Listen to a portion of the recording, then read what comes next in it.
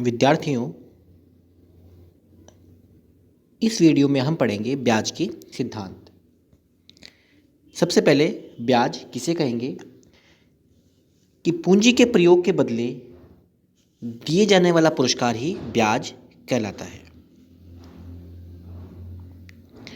ब्याज शब्द का प्रयोग दो अर्थों में किया जाता है, एक शुद्ध ब्याज और दूसरा है कुल ब्याज।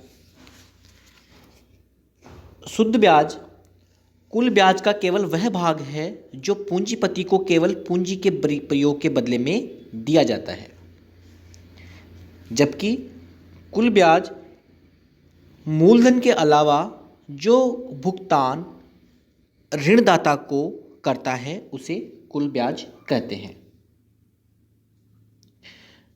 मार्शल के अनुसार शुद्ध ब्याज केवल प्रतीक्षा के बदले में पुरस्कार है, जबकि ब्याज में उसके अतिरिक्त अन्य तत्व जैसे जोखिम के विरुद्ध बीमा, प्रबंधन के लिए प्रतिफल आदि इसमें शामिल होते हैं।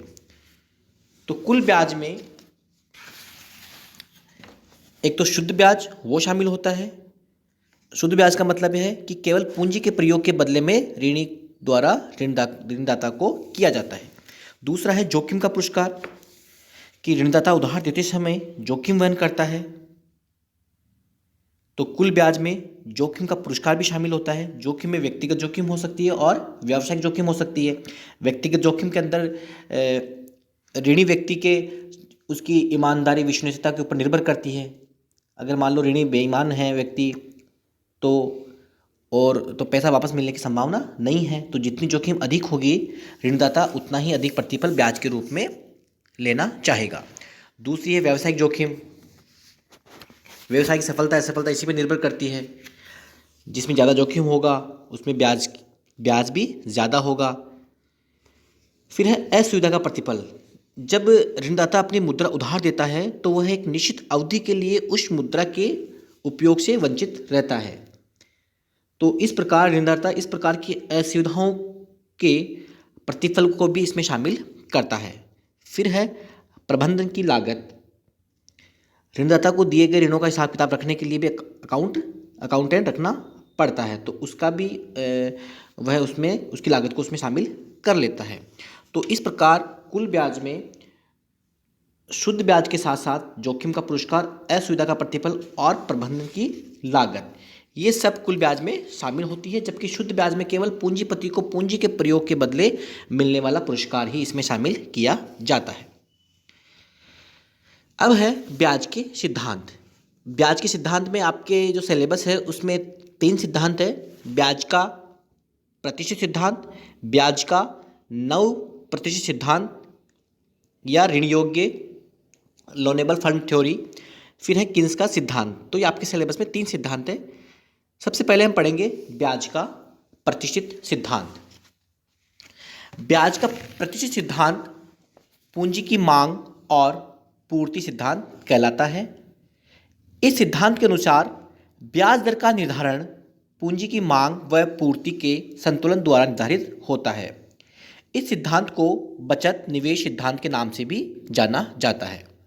यह सिद्धांत पूंजी की उत्पादकता व बचत दोनों तत्वों पर निर्भर करता है, इसलिए इसे ब्याज का वास्तविक सिद्धांत भी कहते हैं। इस सिद्धांत का प्रतिपादन Marshall, Senior, Robertson, Walras, Pigou, Mill आदि अर्थशास्त्रियों ने किया। इनके अनुसार ब्याज दर उस बिंदु पर निर्धारित होती है जहां पूंजी की मांग व पूर्ति एक दूसरे के बराबर होते हैं। पूंजी की मांग निवेश से उत्पन्न होती है और पूर्ति बचत से होती है। तो हम पहले पूंजी की मांग पढ़ेंगे और फिर पूंजी की पूर्ति। पहले पूंजी की मांग। पूंजी की मांग उत्पादक वर्ग द्वारा निवेश करने के उद्देश्य से की जाती है। पूंजी की मांग पूंजी की उत्पादकता के कारण उत्पन्न होती है। पूंजी की मांग पूंजी की सीमांत उत्पादकता पर निर्भर करती है। उत्पादन में जैसे जैसे पूंजी की अतिरिक्त इकाइयों का प्रयोग किया जाता है, उत्पत्ति ह्रास नियम के कारण पूंजी की सीमांत उत्पादकता घटती जाती है। घटती सीमांत उत्पादकता के कारण पूंजी की मांग एवं ब्याज दर में ऋणात्मक संबंध पाया जाता है। सामने का आपको एक डायग्राम दिख रहा है जिसमें ओ एक्स अक्ष के ऊपर पूंजी की मांग ली गई है और ओ वाई अक्ष के ऊपर ब्याज की दर ली गई है। जब ब्याज की दर OR1 है तो पूंजी की मांग OQ1 है। ब्याज की दर कम होकर OR हो गई है, पूंजी की मांग बढ़ के हो गई है OQ। इसी प्रकार से ब्याज की दर R2 होने पर पूंजी की मांग Q2। तो इन दोनों में विपरीत संबंध पाया जाता है। अगर ब्याज की दर बढ़ेगी तो पूंजी की मांग कम हो जाएगी, ब्याज की दर कम होने पर पूंजी की मांग बढ़ जाएगी। तो इस प्रकार पूंजी की मांग अर्थात निवेश एवं ब्याज दर में ऋणात्मक संबंध पाया जाता है। फिर है पूंजी की पूर्ति। पूंजी की पूर्ति समाज में बचत की मात्रा पर निर्भर करती है। इसका तात्पर्य यह है कि संपूर्ण समाज की बचत को ही पूंजी की पूर्ति कहा जाता है। बचत करने के लिए समाज के व्यक्तियों को वर्तमान उपभोग का परित्याग करना पड़ता है और जिसके लिए वह ब्याज के रूप में पुरस्कार प्राप्त करते हैं। ब्याज और पूंजी की पूर्ति में धनात्मक संबंध होता है। ब्याज की दर ऊंची होने पर पूंजी की पूर्ति भी ज़्यादा होगी और ब्याज की दर कम होने पर पूंजी की पूर्ति भी कम होगी। सामने आपको एक डायग्राम दिख रहा है। O अक्ष पे पूंजी की पूर्ति ली गई है और OY अक्ष के ऊपर ब्याज की दर ली गई है। अगर ब्याज की दर पहले OR है और पूंजी की पूर्ति OQ है, ब्याज की दर बढ़ के OR1 होने पर पूंजी की पूर्ति बढ़ के OQ1 हो गई है और अगर ब्याज की दर कम होती है OR2 तो पूंजी की पूर्ति भी कम हो गई है। तो इस प्रकार ब्याज की दर और पूंजी की पूर्ति में सीधा और धनात्मक संबंध पाया जाता है। फिर है ब्याज दर का निर्धारण। तो हमने पूंजी की मांग पढ़ी, पूंजी की पूर्ति पढ़ी। तो इस सिद्धांत के अनुसार ब्याज की दर का निर्धारण उस बिंदु पर होता है जहां पर पूंजी की मांग और पूंजी की पूर्ति एक दूसरे के बराबर होती है। सामने आपको एक डायग्राम दिख रहा है जिसमें DD जो है वो निवेश मांग वक्र है या पूंजी का मांग वक्र है और FS जो है वो पूंजी का पूर्ति वक्र या बचत वक्र है। दोनों एक दूसरे को E बिंदु पर काट रहे हैं जहां पर ब्याज की दर का निर्धारण OR है और बचत और निवेश दोनों में बराबर संतुलन है।